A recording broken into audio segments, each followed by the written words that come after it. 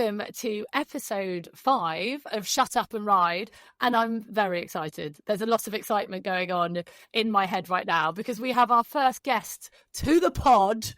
I'm joined, obviously, by the wonderful Simon Grieve, but we have the brilliant, talented. He is a top eventer. He is extraordinary. He also, for some reason, once upon a time used to teach me how to stay on horses. It is the wonderful Tom Rowland. Welcome to the pod, Tom. Thanks for having me. I'm very excited to be the first ever guest. First of all, I will let you know that this isn't like normal interviews. You said you've listened to podcasts that we've done already. You can be totally yourself. This is a safe place. This is a circle of trust, Tom. This is where we get to know the real Tom Rowland. Simon laughs at me a lot because I'm allowed to swear on this, which I find the most exciting thing. But yeah, you have... When I first met, I was really shocked by you swearing, and I couldn't believe it. I was like, gosh, because obviously you would never normally hear you swear. So, I mean, you wouldn't hear that on Rowland's Roundup, would you? I think professional Jenny and friends Jenny are quite different people. But you two, before I start, you guys know each other. Am I correct? Obviously, eventing world, everyone knows each other, but you guys know each other. How well do you know each other? How in depth will this conversation be? Well, I feel like everyone eventing knows Simon because he would, and I'm going to embarrass you now, always take time to chat to everyone. So he'd be a very available, if that makes sense. And it did make me laugh when you were talking, I'm not going to bring it up again, about going down Windsor 3-day event and there being someone that wasn't so chatty. But Simon would be one of the most chatty, outgoing riders there is. So everyone knows you, Simon. Oh, thanks, Tom. That's pretty good. But we've known each other for a very long time and knew Tom when he was working for Angela. Were you working people then? Or were you... Yeah. Was it? Yeah. He was working people there and working hard. And I've seen how he has gradually, quietly worked his way up and he's been very clever about how he's done stuff and sourced some really, really good horses and focused on producing them in the right way and having an actual system and a plan to be able to have those horses at a good level. And it's starting, you're currently in the process of it all coming to fruition and you've got a string of really great horses, which is so exciting. Hopefully, but I think the same applies to you, Simon, in that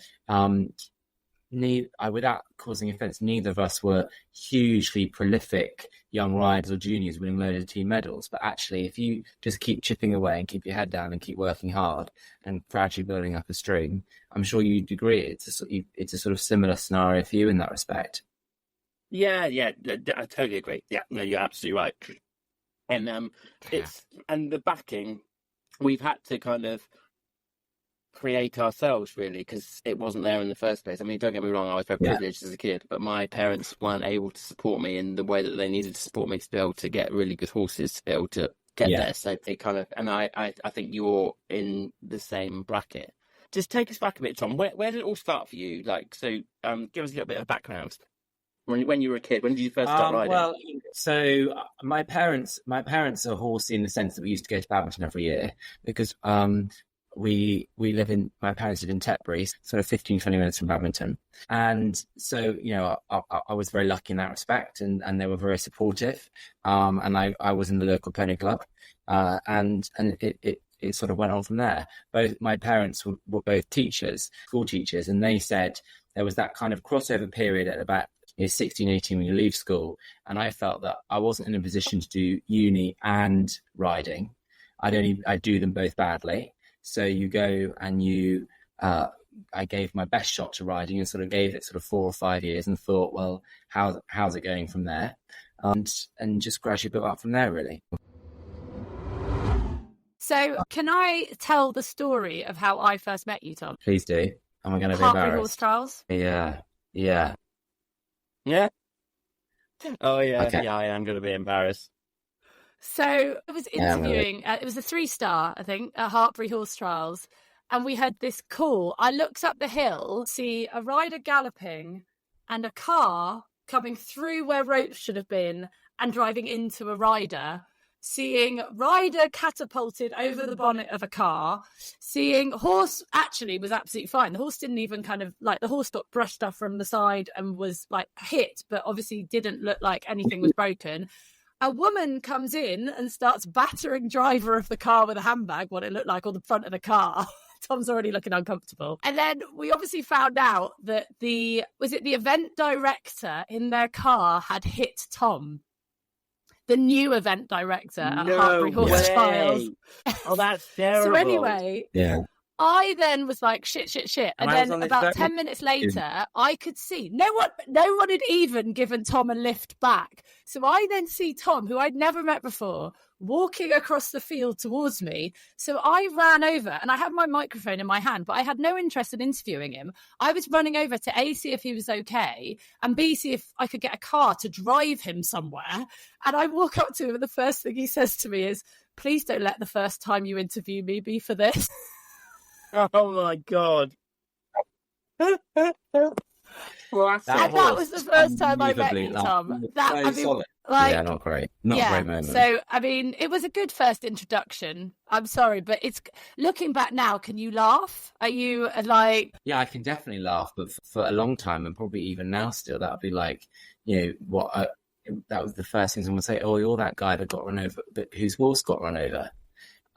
So it's taken a while to shake that one off. But if there was any horse to crash into with a car, it would be that one, because he was proper solid. And I think he did more damage to the car than the car did to him. But we were literally galloping at top speed, so it was quite dramatic. And I could suddenly see this car like coming across the side of my eyesight.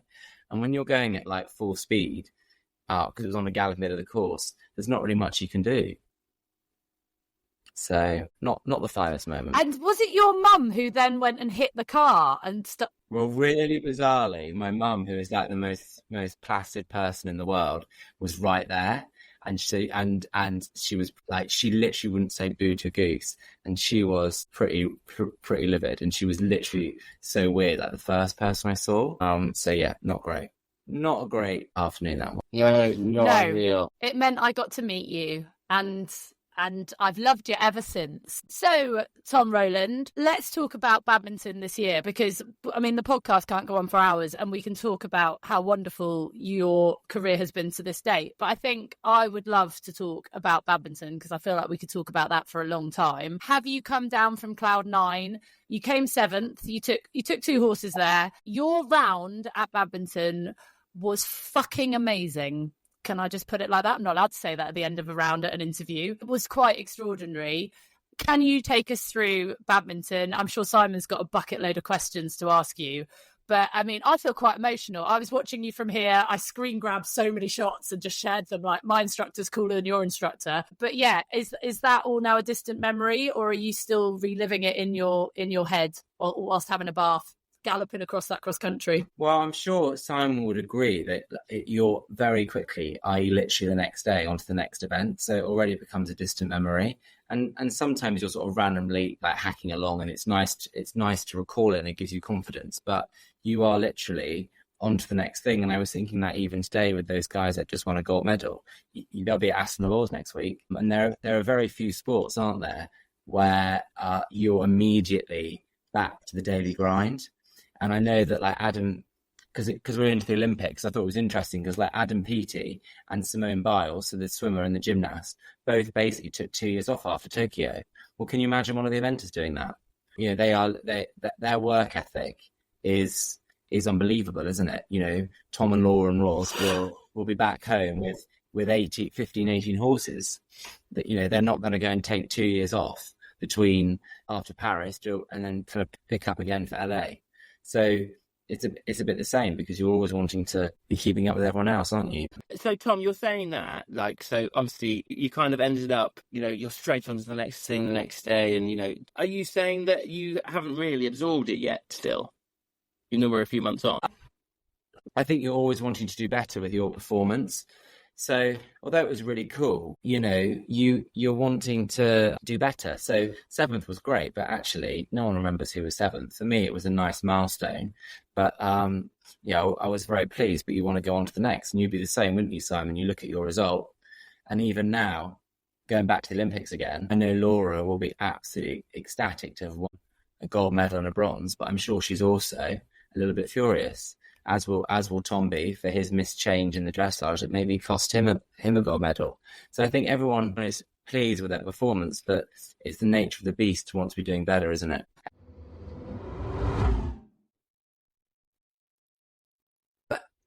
What is it like then, both of you, I suppose, this question too, watching the Olympics, the guys have won gold, this is amazing. I asked Simon this question on the podcast before, Tom. Which would you rather, an Olympic gold medal or win a 5-star? I think it's got to be an Olympic gold medal because I think it's so transferable. Everyone universally knows what a gold medal is, don't they? And, those guys, Tom and Laura, are now double Olympic gold medalists.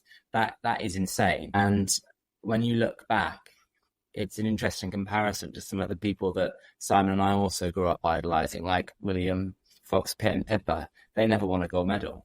And those two guys, this generation's Pippa and William, and they've now got 2 double gold medals and a career that could probably go on for another 20 years. So I think, and they deserve as well, don't they? Paris and Versailles was unbelievable, wasn't it, to watch, and the crowds and everything. Tokyo, obviously we weren't there, but it must be extra special to go and win that gold in front of so many people in a very different environment and atmosphere to 4 or 3 years ago. So I answered differently to that, didn't I? I said that I'd rather win a 5-star, but I completely know. I get what the point. The strongest point you made there was that it's transferable. Like if you were at a party somewhere and you met some people that weren't horsey at all, and you said, "Oh, I won badminton 5 times," and be like, "What the hell's that?" But if you said I'm a double Olympic champion, they're like, "Oh my god, wow, that's amazing!" So completely get that. But I still think that I would rather win a 5-star because I think that it's that bit much more of a challenge. Don't get me wrong, obviously winning an Olympics is a massive challenge, but 5-star is like the absolute pinnacle of our sport. 2 things I want to talk about. One being Chris Burton and that horse and that kind of scenario, which blows my mind a little bit. But firstly, I want to talk about the Japanese riders. I mean, they've kind of, it's almost like they've said, right, this is a goal. We are going to become good at eventing. And they got a bloody bronze medal. And I know they've gone and bought Grafton Street, like Pippa's horse, and they've had William training. And honestly, they are just lovely guys. But I just absolutely take my hat off to them because they have worked so unbelievably hard. And to pull off a bronze medal, I'm just I loved it. I was cheering them on all the way. Well, Tom will know, when the Japanese guys came over and they based themselves over here with Angela at her base and she started training them. I mean, it wasn't great. The standard was not fantastic. They had all the support they could possibly need, but the experience and the knowledge wasn't there yet. And they have, God, how long ago would that be now, Tom? It's a long time, isn't it? 15 years? And they have worked and worked, isn't it? And totally. And it's so nice for, we mentioned earlier, Simon and I, Angela Tucker and Matt Glentworth and that whole team. And the Japanese riders have been a part of the UK circuit for a long, long time. And they nearly pulled off an individual medal with Kazuma in Tokyo. I think he finished 4th at their home Olympics. Yeah. So to go and win the individual bronze, the team bronze this time, I don't think that there'll be a single nation or a single rider that doesn't think that's a really well-deserved result for what has been 12, 14 years of hard work. And also, I think I'm allowed to say, I don't think it's a hidden secret, but I believe that Paris is pretty much the end of their funding run from their national federations and from the 2 or 3 big Japanese backers. So hopefully they'll all change their mind. But my understanding is they've all got families at home. And it was going to finish after Tokyo, but because there was only 3 years then, they kept going for 3 more years with the horse they've got. But I don't think, saying something I shouldn't, those horses are going back to Japan and the riders are as well. So what a perfect, finale for them, really. They've sacrificed so much and given so much to be able to have the success. I think out of everybody, they deserve it more than anyone. I just think it's absolutely brilliant. And, as you say, the support network that they've had, Matt, Bentworth and Angela and all of those guys have been absolutely fantastic and done the most incredible job of getting them to where they are. So you see celebration required there, I think. And I've interviewed Kazu. He did really well at Blenheim a few years ago. I interviewed him and he was just so great and he was just so lovely. And then I was down at William Fox Pitts Yard like a year later, hadn't seen the guy, and he just ran over and gave me a massive hug. And I was like, he's just the nicest guy. And I know that he has left family behind. He has been living with the Fox Pitts. Yeah. Like, he hasn't seen his family. Sacrifices. He's the only one I know personally that chap has made. And I know, hats off to Alice and William. They have embraced him as part of their family. And I know they're so proud of him. But, I mean, he's just like, honestly, it's emotional thinking about it, because to give up your family and your life as well as having to work that hard and then to see a medal at the end of it, I just hope that somehow they can make it work, that he can keep eventing and have his family, because at the moment it doesn't seem that he can do both. And I just think there's a story somewhere. Maybe we can get him on the pod. But yeah, like, well done to the Japanese riders. Absolutely incredible story. And can we stay on the Japanese for a minute as well? Because absolutely taking nothing away from their performance. So Simon and I would be pretty good eventing geeks, but I cannot get my head around this Olympic format. So the Japanese, very sadly, one of their riders withdrew from the holding box this morning. But by withdrawing and not being eliminated, they were able to substitute in their other rider. So rather than having a 200 penalty advantage, it was only a 20 penalty disadvantage. So by playing that tactical game of withdrawing rather than being eliminated, they were able to still win bronze. But I don't want to say anything negative about horse sport in the Olympics, especially as I think we're treading a fine line. So I think we've got to be positive. But it's been the most confusing 3 days trying to keep up with all the different rules and the substitutions and everything. It's a strange one, isn't it? Yeah, it's completely. Definitely not straightforward that now. Like, it's not. Well, it wasn't straightforward before, so now it's even more complicated for anybody looking in. Yeah. And it's going to be the same with the dressage, isn't it? They can substitute someone at some point. I'm a journalist and I don't really understand the rules behind it. And the same in the show jumping. Not only do these guys have to travel as reserves ready to be subbed in, like in the old days, wasn't it? You could just be subbed in at the beginning and that's it. You have to be ready to ride down that centre line or jump that jump at any point in the competition. Am I right in thinking that? Yeah, absolutely. Because Yaz Ingham even trotted up today. So she was even in theory ready to be substituted in to show jump on her fresh, Banzai, who hasn't gone cross country at any moment. And that does seem like a pretty horrific position to be in, even more so than your traditional travelling reserve, who at least once the competition was started, could maybe move on with the rest of the week. Could actually just relax. Yeah. Could start drinking, be in the crowd, having a drink. And at Tokyo, that was Paul Ross who was doing that on All-Star B, and because the cross country wasn't on site, so that will quite often happen at the Olympics. They had to be boxed down the road. Her horse All-Star B was even transported to the cross country venue in case suddenly he was needed because one of them didn't travel well. So do you know what is it with our country?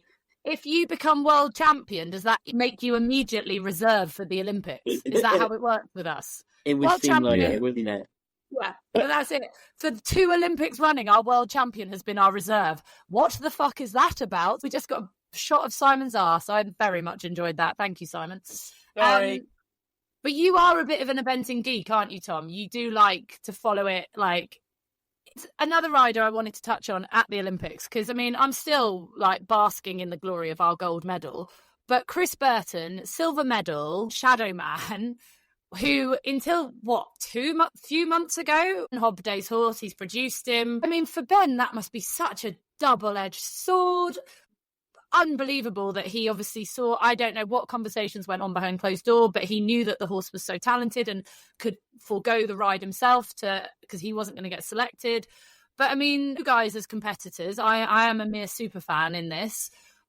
What on earth must have gone on there? And secondly, how do you as a rider even do that in your head and watch it and be happy and sad? Tom, you probably know more of the ins and outs of it than I do, but I mean, and so good that the horse got a medal. I think it was absolutely amazing. And don't forget that because Chris has been show jumping to such a high level, that obviously has kept his eye in. He nearly got selected for the show jumping team as well. But it's still very impressive. They used to say he was the fastest man in the world cross country. To me, it's still very impressive to be able to, yes, he's probably doing jump offs, but to be able to travel at speed cross country and do the dressage. And I think because the horse has had a bit of time off, that he's been run very conservatively this year as well. I don't know the exact statistics, but I reckon Chris has probably only run that horse 5 times, maybe 6 times this season. So it's not even like, he's been running week in, week out on a huge string of horses. He's had one other horse as well. So it's impressive on so many levels. He's been busy doing his show jumping string as well still.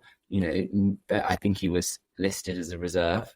So it's unbelievable if you follow them on Instagram, the logistics of 2 international competition teams that they're running. And the other thing that I think is really impressive is in all of this, like Absolutely. how he has conducted himself and how supportive he's been, and I just think he's dealt with it really, really well. And I think a lot of us would have struggled to be how he's been with the whole thing, because you'd be pretty jealous, wouldn't you? Like, somebody taking your horse that you produce, you put all the work into to go in that. But he's turned it around, taken the kind of positives out of it, and is very, very happy for Chris. And he was out there, wasn't he? Being supportive, and I think all credit to him for being it's just a fabulous job on the horse, but also for being so supportive of the whole thing.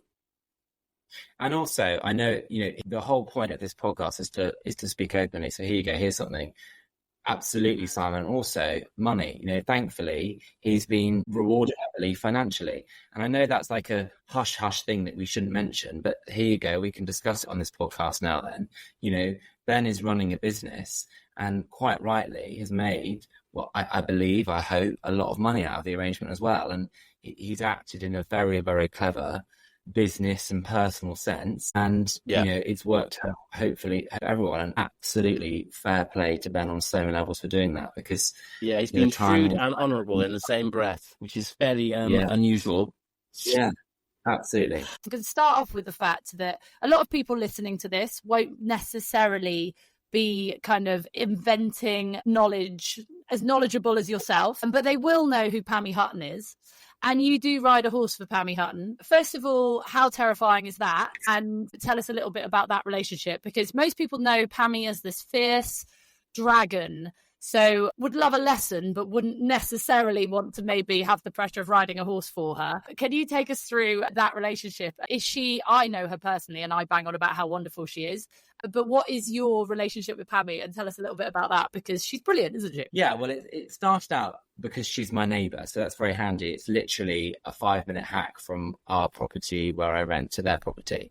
And the best thing you can do with Pammy, she is terrifying, but you take the mick out of her. And then she doesn't know what to do, and then that softens her. And we've got a yard, a group chat between myself, Pammy, and several of the students who are involved in Pammy's Ebony. She's also got a very nice 5-year-old as well that's qualified for the Burley 5-year-old championships. And that's why I love talent, because actually you'll agree, Jenny, Pammy's actually very, very generous. And not only does she produce horses, but she produces riders as well. And so there's a really nice group of us on a fun group chat. And that is a nice sort of starting point for the working relationship. And it's gone on from there, really. Keep banging on to Simon that he needs to go. When you had a horse that wasn't changing, I think, behind or something, Simon, I was like, you got to go and see Pammy. You got to go get down there. She's the queen of the flying changes. Yes, yeah, she is.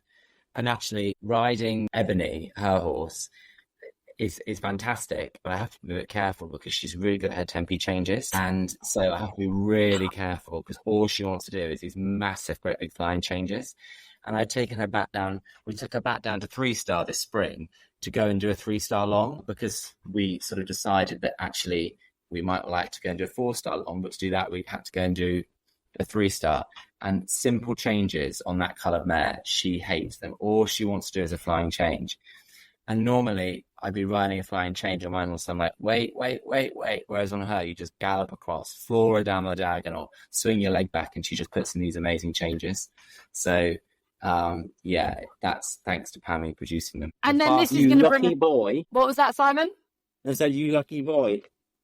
Yeah, it's really fun. This is going to bring me round to your Instagram post about Ebony, which is then a way of leading on to the current climate in the world. Because I'm guessing your post about Ebony is in response to what's been happening in the world at the moment. But you posted a picture of Ebony and just her ears. And I said this to Simon when I saw Sarah Ennis's box come out of the start box at the Olympics. That horse that Sarah rides just wanted to go. I mean, those ears were so pricked. And I feel the same with Ebony. If anyone questions if a horse loves their job and loves doing this sport, they just have to watch Ebony go round cross country. And I feel like she could be such an advocate, and you're such an advocate, because obviously you posted that after what's been going on with Charlotte coming out. And there will be a lot of people in the world questioning if horses even enjoy being ridden. And I think Ebony is the perfect horse to prove that actually they do. Am I right in thinking that, Tom? Yeah, I think you are. And to be totally honest, neither Pammy or myself expected her to necessarily go as far as she has, and hopefully she'll continue to do so. And that is simply because you get these amazing horses that absolutely love it. And the majority, well, I think all top horses, they do it because they love, it's that old saying, you can lead a horse to water, but you can't make them drink. They absolutely, I believe, do love their job. And she sums that up. And she makes me laugh because genuinely, I have not seen a picture of her without her ears being like fully pricked. She absolutely loves it. And that, to be honest, that can be tricky because I get her to an event and she hears tannoys and she, it can be tricky to make her settle for a dressage test. But it's very satisfying when you're riding a horse that you feel is really enjoying and loving what you're asking them to do. What is your opinion or take, or do you want to have your say on what has happened recently with Charlotte? Me and Simon have spoken about it in depth with Ben, but with the way the world is going, are you worried about it? Is it stressed you out? What is your feeling, if you don't mind sharing with what's been happening recently? Well, I think it's nerve-wracking to say anything, isn't it? But I do think that, and this is of no defense, but we live in such a cancel culture world that I believe Charlotte has achieved an awful lot of good. And when you look at Vallegro and all those horses again, Vallegro absolutely loved his job. The way he would be on full power, you drop the reins and he would walk up the arena.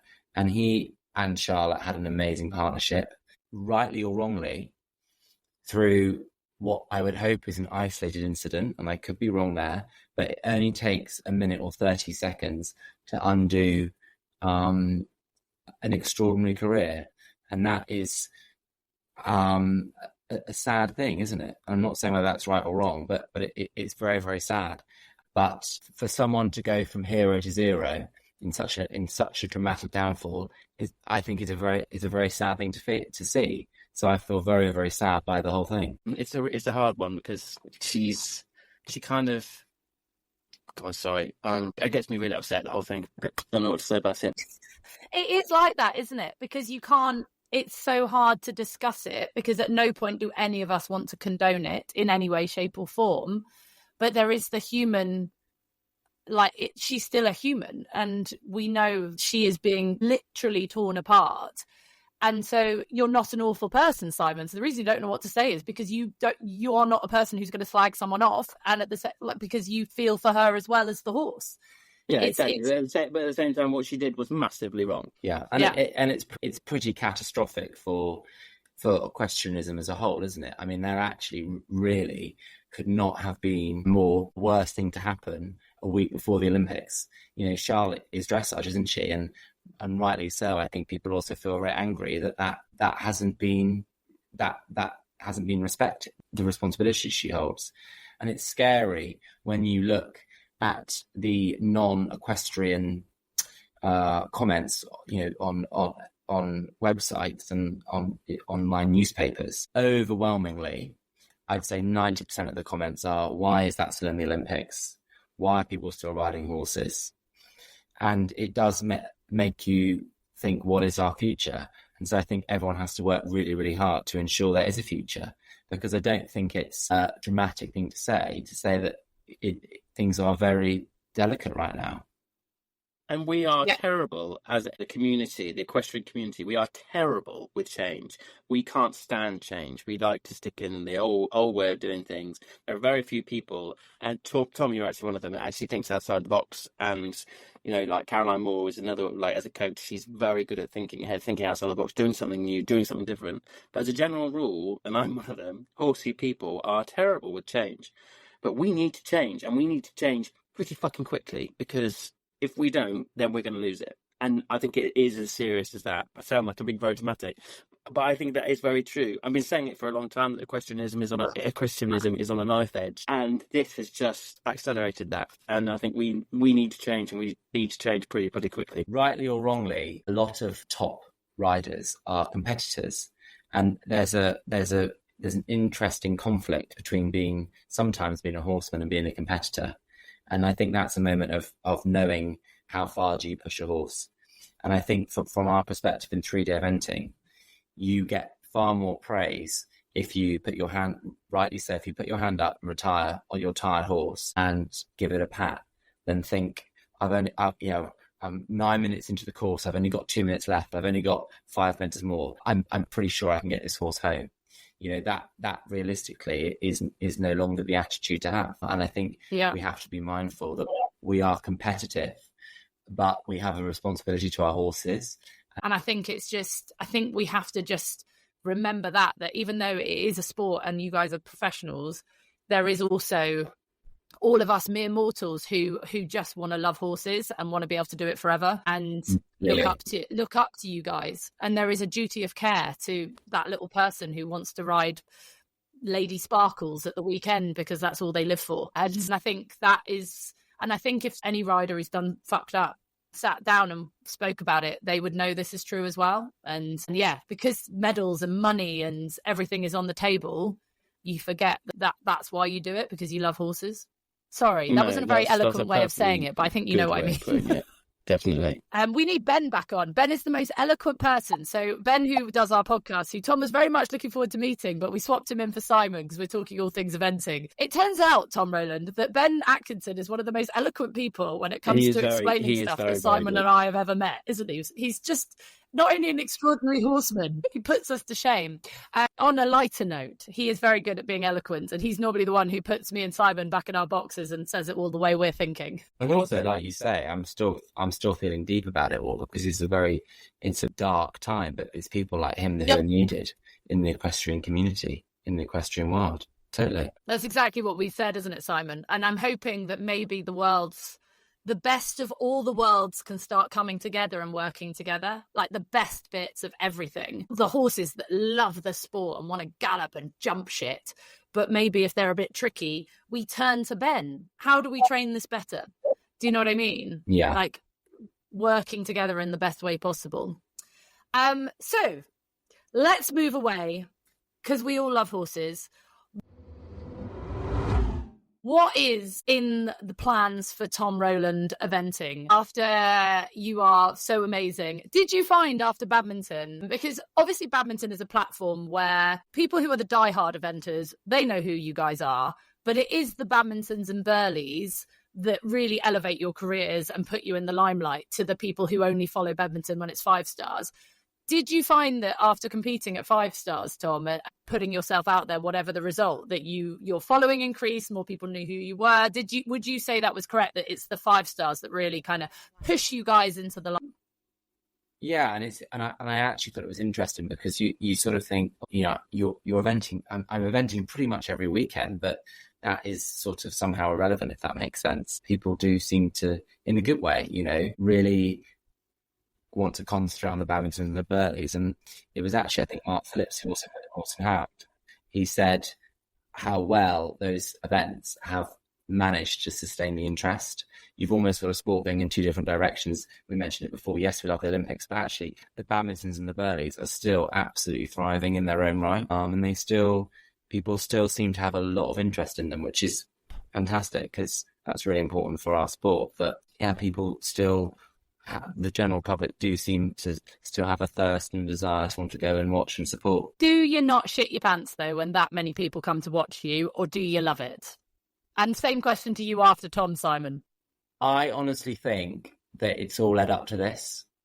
So all Oh, those really? all those moments like that you've been on the gallops and you've done Simon knows what the hard work is. It's all come up to that moment, hasn't it? So you've just got to make the most of it. And there is a really cheesy saying, and it's a Chris Barter saying, but I honestly love it, which is it's no disgrace to fail courageously.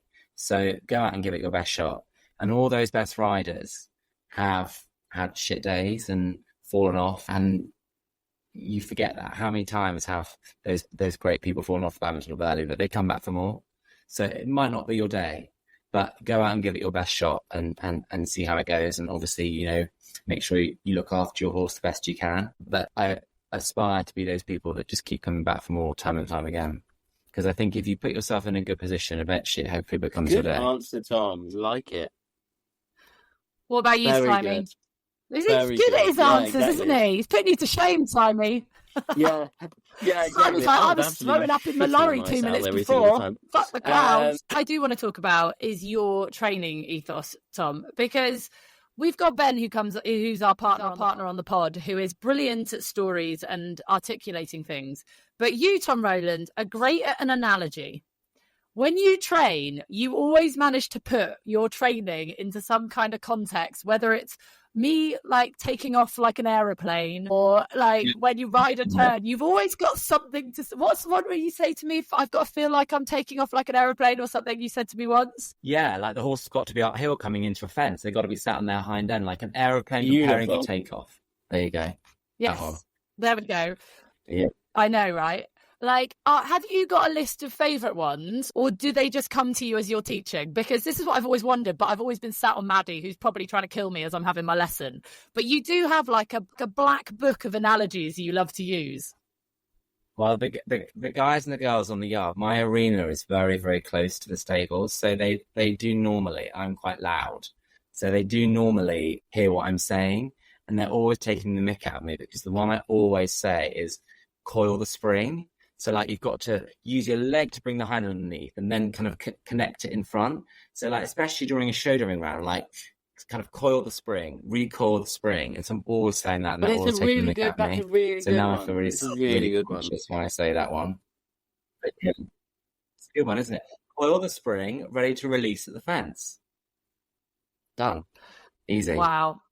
I need to get a camera just when you're teaching your lessons and put like some kind of fun thing together where I just have all your analogy, because you have so many of them. You have so many. Well, the other one I love is a Lucinda Green one, and I know we all have a mutual love for Lucinda, and that one is plug yourself in like an electrical socket, and that's pretty cool, isn't it? Like, I feel like that can be translated to anyone in any discipline. It's just not so bad. I've heard some people say, "Oh, plug your bottom," which it just doesn't sit very well with me when I'm teaching. I can't shout that at somebody when I'm teaching. Plug your bottom, definitely a no-go. Plug your bottom into an electrical socket. We could have a moment for an appreciation to Lucinda Green.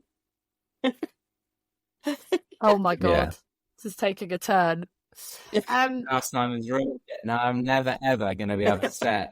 You've basically corrupted Lucinda Green's entire oh my God, I love that woman. I that. love her so. She's just so... Yeah, possibly. She's going to be having her. to I rise literally now, love her. Simon. You ruined. I love her, but she has a wicked. Can I tell you a Lucinda Green story before we go quickly? So I love Lucinda, and I idolise her. Even There's like I've known her definitely a how long dark now. She's coming, now a isn't there? friend. Whenever I meet her, I still get that I'm talking to Lucinda Green. There is a but. So when I was pregnant with my second child, Delilah, she was in Africa. She goes on these horse safaris where she helps organise it, and then she's on them. Yeah. And she has a great time. She's always inviting me on them. I'm like, no, Lucinda, I haven't got any money. Fuck off. Anyway, so she was on safari and she kept sending me messages going, "It's so lovely you're here with us, Jenny. It's so lovely." And because it's like different time zone, I'd get these messages at like 3:00 in the morning. I'd be like, she's finally, like, anyone who knows Lucinda knows she's completely barking. But I was like, she's finally lost it. She's finally lost the plot. This is it. So I need to send someone to Africa to go save her. She's lost it. So then one message, she sent me a picture of like the savannah, and again was like, I'm just so glad you're here. It's so lovely you're here. I'm like, Jesus, I'm going to give birth. She's winding me up. Like, what is going on? Anyway, I zoomed into this picture and there was a picture of a hippo in the middle. Oh my God, she's even better. It's like, you witch. And then he said, you're an absolute cowbag. I can't believe you're slagging me and calling me a hippo. And she said, don't worry, karma got its revenge. And she sent me a picture of her and she'd sat on one of those canvas chairs and it had ripped and she was stuck in a canvas chair, but she still had her glass of wine.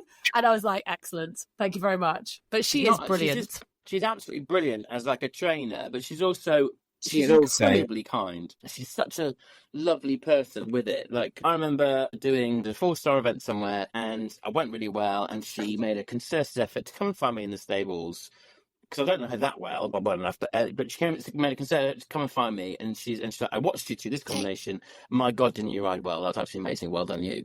And that's always lovely to hear from Lucinda. But then another big event somewhere didn't go very well for me, and she again made a concerted effort to come and find me in the stables to offer her help, not in a condescending way either, like in a, oh my God, I felt so sorry for you because I thought you were doing a really good job, and then that way, but so is there any way that I can help? And she's just wonderful. I love that woman. And also going back to the conversation of earlier, she is a proper horsewoman and she really gets horses. And if you actually talk to her with any horse about what the horse is thinking and how they're feeling, that she, when you, in some ways, has been years ahead because she's been doing that her whole life. She's very good. Yeah, totally. Her ethos is, if you don't explain what the question is, the horse can't give you the answer. It's actually literally the perfect way of summarising it up, isn't it? I mean, if there's one saying, it would literally be that one. Can you say it again so that we can all absorb it? If the horse doesn't know what the question is, they can't give you an answer. This literally sums it up, doesn't it? Yeah. And that's why I when I'm training, and obviously I'm nothing like you guys, but I've learned so much from both of you, having had lessons with both of you, but again, Lucinda being the god. And people say, oh, my horse is ditchy. No horse is ditchy. They just don't understand what a ditch is. And that's when I love Lucinda. She's like, show them the fence. Show them what the question is. Show them. We all spend our lives people spend their lives spending their horses and just kicking them. And like, you teach them what the question is and they'll always give you an answer. And I think she is, like you say, she streaks ahead of her time and just an all round utter legend. And if we all rang her now and asked her for her help solving a problem, she would pick up the phone and give you 10 hours. Yeah, totally. So with that, Tom, with your training, I just love how you don't put horses in a box. You think of, like, you always say, like, what is it that they need help with? And you work out a way. Oh, this didn't work. Let's find something else. But if you were to have someone watch you train, what is it that you hope they would take away from how you are with your horses? Like, if you were someone to watch a snapshot in Tom's life, what is it that you what's your ethos? What is it that you hope people take away from how you are and your lessons? I know because I've had lessons with you. This is your job. Well, thank you. Well, I think the big thing is probably harder to show immediately, but it's actually a partnership. I really believe in that. You know, the majority of people have had their horses from a very early age, and which is what makes what Chris Burton's just done so impressive. But I always tend to think of my horses a bit like humans, like they give them human characteristics, and sometimes compare them to other horses, like famous horses. But I genuinely believe if your horse likes you, then they're going to be happy and they're going to help you out as well. And ultimately, when we're taking a horse cross country, they've got to want to do it. They've got to want to help you out. And I think it's keeping it varied, having fun, making sure, like you sort of said, like they understand the questions you're asking, and just building them up slowly, like not over-facing the horse, because I do think it can take a long time to build confidence and it's very easy for a horse to lose it. But if I had to summarize, it would be partnership. And I think if you've got that, then you can go a long way together. I like that. You're nodding away, Simondo. I love You're that. nodding away, really having a smile. I think if you can keep your partnership with your horse and your trust, then hopefully you're going to be on a good journey. And I think, like, exactly that. Like, you can't always snapshot that in a training session, but that is exactly what it is. It's that partnership. And watching the Olympics last night across country, the commentator, I'm not going to say who it is, you're doing 4 hours of commentary. It's very hard. But the terminology that he used at one point was, this horse has been such a good servant to them. And that made me really cross, because they're not servants, they're friends. Yeah. It's actually and I know really it's just terminology. It's a really, and it's an old-fashioned phrase, but I think we need to change that narrative in every level of our sport. Commentary, say what the horses' stable names are, say what they like, treats they like. They are our friends, they are our partners, they are definitely not servants. And when I heard that line, I know they said it after four hours of commentary and it was just a phrase, but I think we need to start thinking in our mindset at the top level of the sport. But Laura mentioned that, you know, in her interview, she said, "Oh my God, this was the most amazing experience of my life, galloping around Versailles at the Olympics with my best friend." That's enough for me. That's perfect. Yeah. I mean, good girl. Love. Oh God, yeah, no, she definitely meant it. Yeah, and she meant it. She wasn't saying that as a PR stunt. Right. Yeah. And it's amazing when you change that, isn't it? So, Tom, I'm loving chatting to you. I love your honesty. I love the fact that there's nothing you wouldn't say. But where are you going now for the rest of the year? What is your plans? And I apologise deeply that Ben Atkinson wasn't here to interview you with his top off. I know that was something you were hoping for. I think I need to go to Horse of the Year show or Olympia or something and watch Ben. But early is don't worry, when we get 1,000 followers, he's going to take his top off. So it's okay. Simon. Apparently so. Okay, is that what he said? Yeah, but that's what he said. We're just going to keep it like that. And what's Simon going to do? What's Simon going to do? I'm definitely what's Simon's agreement? 1,000 followers. Yeah, exactly. Keep his top on. We love you, Jenny. I think we should get a tour of his lorry. A tour of his the living in his lorry, which he's sort of like giving us sort of. You don't want to look down here. It's a mess. So basically, the message from this is: unless you start sharing and get us 1,000 followers on Instagram, Simon's going to take his top off, and Ben will keep his top on. So get sharing, people. Get sharing. Oh, dear. I'm taking my trousers down now. So good. Right. On that note. Tom, thank you so much for being our first guest on the pod. It's been wonderful speaking to you, and I'm just so grateful it's been you that's been able to come on here, because, like I say, it's a real mix of emotions, of like the best moment in eventing ever to one of the darkest weeks in our sport. And I think you've been the perfect person to bring the two worlds together in such a. Thank you for coming on. Have you enjoyed it? Hasn't been too terrifying, apart from a few Wi-Fi issues. And I'm going to sound like I'm really kind of like trying to like suck up to you guys, but I'm really looking forward to listening to your podcast. Like, it's cool to have another one out there with a different, with a sort of relaxed chat, and looking forward to good to have you, doing Tom. a regular thing. So thanks, guys. Well, and we hope you'll come back on. Maybe you could do us one live from Burley. We'd very much love something like that. Keep up with us during your season. Say that again. Can I ask one more question? Yes. Which is sort of personal, and maybe I should ask off air, but we can hold you to it on air. Which is, are you ever going to come back to the UK? I feel like you fall in love with Canada, and it's never going to happen. I don't know. I'm missing riding. I haven't got horses here. Can you not have a horse?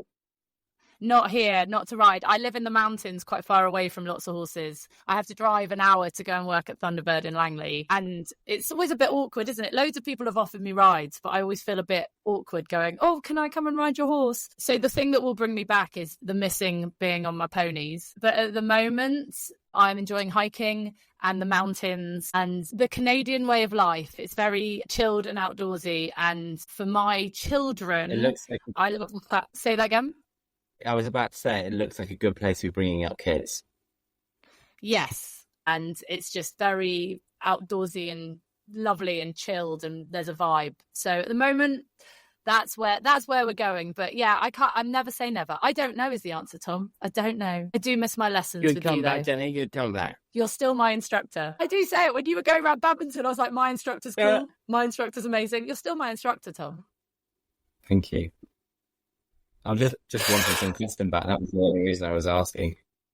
You just want some love. A podcast hug sent your way. Right. Well, all that is left, Tom Rowland, our first podcast guest on Shut Up and Ride, is to say, shut up and ride.